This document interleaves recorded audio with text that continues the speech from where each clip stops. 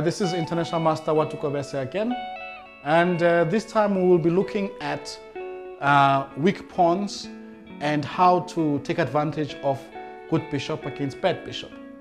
The game we're going to be looking at is a game that was played in the World Championship between Korchnoi, Viktor Korchnoi, and Anatoly Karpov. Korchnoi played a wonderful game where he beat Karpov. It was the 29th game in 1978. Let's go into the game. We are going to quickly zoom past the opening and go to the most critical stage, which is the middle game. Knight c3. Notice that after e4, Korchnoi creates a weakness over here, which is a weak square. Remember, a weak square is a square that cannot be protected by a pawn. Since he has played the c pawn and the e pawn forward, it means that this pawn has got no protection from a pawn. That's a weak square. Karpov immediately plays c5. This method is called fixing the weak square. Of course, a player as strong as Korchnoi is not just going to allow the opponent to do this without getting certain advantages. So what is the advantage he's getting? Well, he's able to play e5. Now the knight has to move back because the knight cannot go anywhere else. So indeed, the structure has been weakened, but with, he's gotten a lot of tempos, and he's got a lot of play and controls the center as well. Okay, we'll go past. He plays d4. Now he plays queen e4. Notice that the queen is very strong on e4. It's centralized, and it's very difficult for black to move the queen away because Karpov cannot play the move knight f6 because the pawn on e5 is obviously a thorn in in black's position. Plays d6.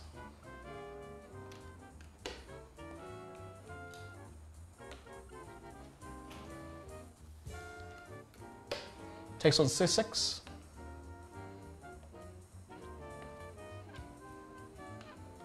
And the dust is settled. Let us see what has happened now. I advise you to do the same in your own games. Whenever your opponent pushes a pawn, or whenever you are about to push a pawn, you do this, which I'm going to show you now. Or if there's an exchange. Once there's an exchange, you do the same. Here there has been an exchange on c6. The structure has changed. We reassess the structure. What does that mean? It means that we take a second look at the structure and say, what has changed? Now, in this position, Korchnoi has managed to inflict two weaknesses on Karpov. The pawn on a7 is weak because it doesn't have any other pawn to defend, and the pawn on c6 is also weak because it doesn't have a pawn defending it. So let us see what happens.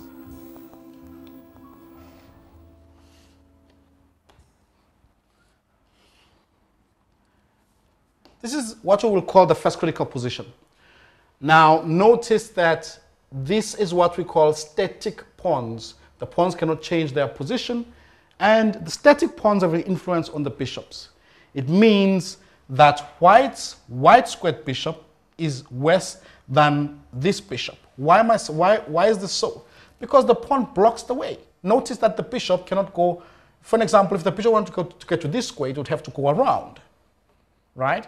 And if the bishop was on this square and wanted to defend over here or attack over there, it has to do the same thing, go around. So it means it's sort of a stumbling, block, shall we say, in the way of the bishop. And for black, the same thing. This bishop is worse than that bishop because the pawn is blocking the way of the black squared bishop.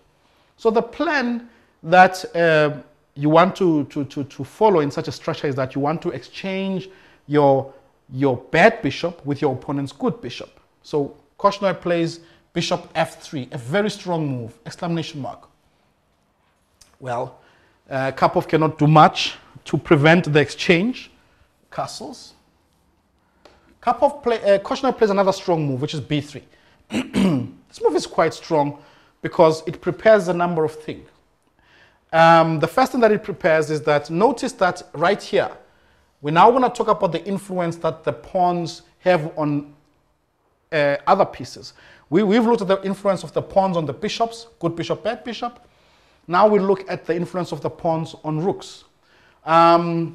Basically, we've got one open file, which both players can use.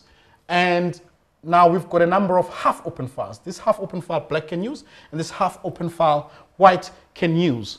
So Korchnoi anticipates that Karpov might get counterplay down the b file. So that is why b3 is such a nice move. And he also wants to place his knight on that beautiful square a4.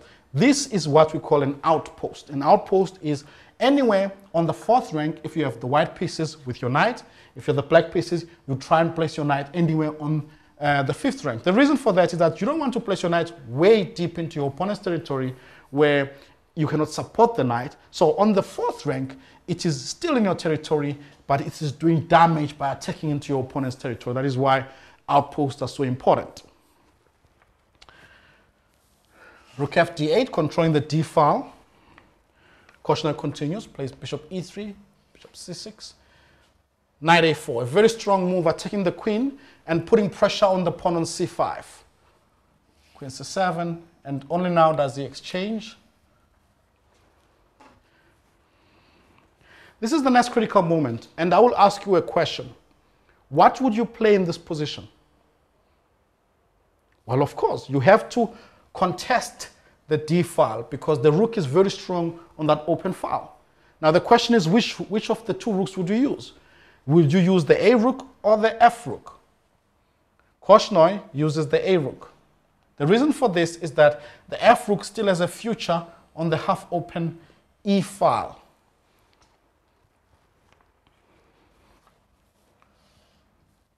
Karpov plays rook ac8.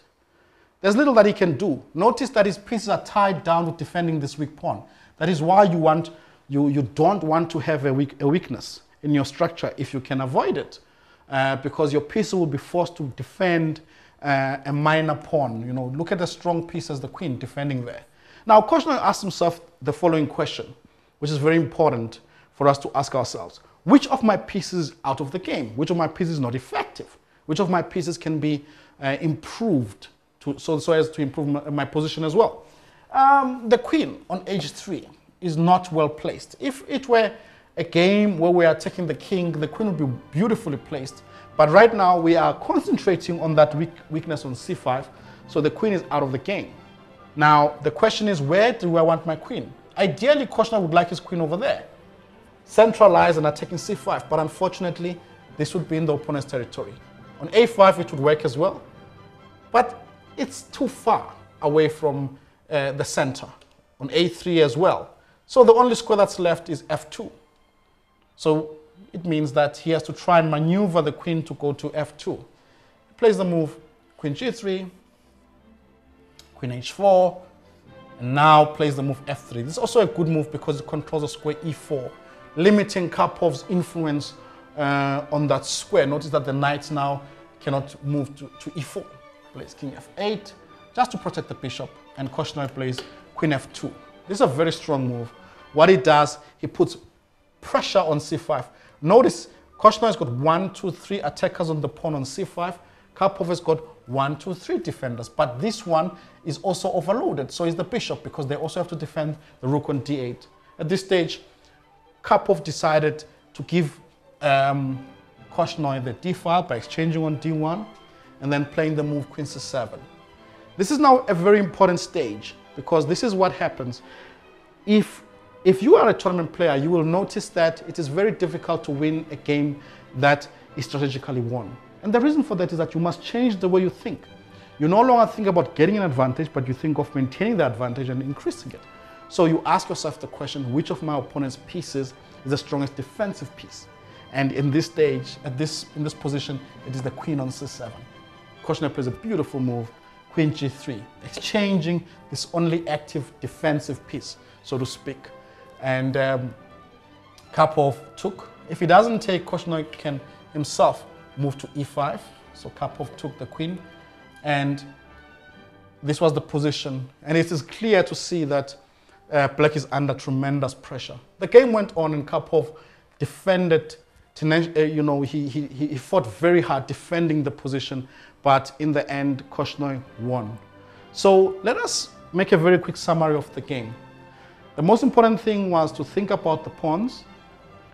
And once you see a weakness, you then formulate a plan based on these pawns. Notice that Korchnoi started formulating the plan once he saw static pawns, which was the pawn on c4 and c5, which had an influence on the bishop. He exchanged his bishop, the bad bishop for the good bishop, and afterwards put his knight on a strong outpost, fought for open files. We shall call this fight for positional factors, and afterwards asked himself a very important question: which of my pieces is out of the game? Which was the queen. He improved it by moving to f2, and then once he had the advantage, he said to himself, which of my opponent's piece is the strongest defensive piece? The queen on c7 was exchanged. So that was actually a very good illustration of how to play for an advantage in such positions. In our next lesson, I will show you one of my games where I took the lessons that were learned from this game and I introduced them in that game. So till next time, I'll see you in the next lesson. Bye.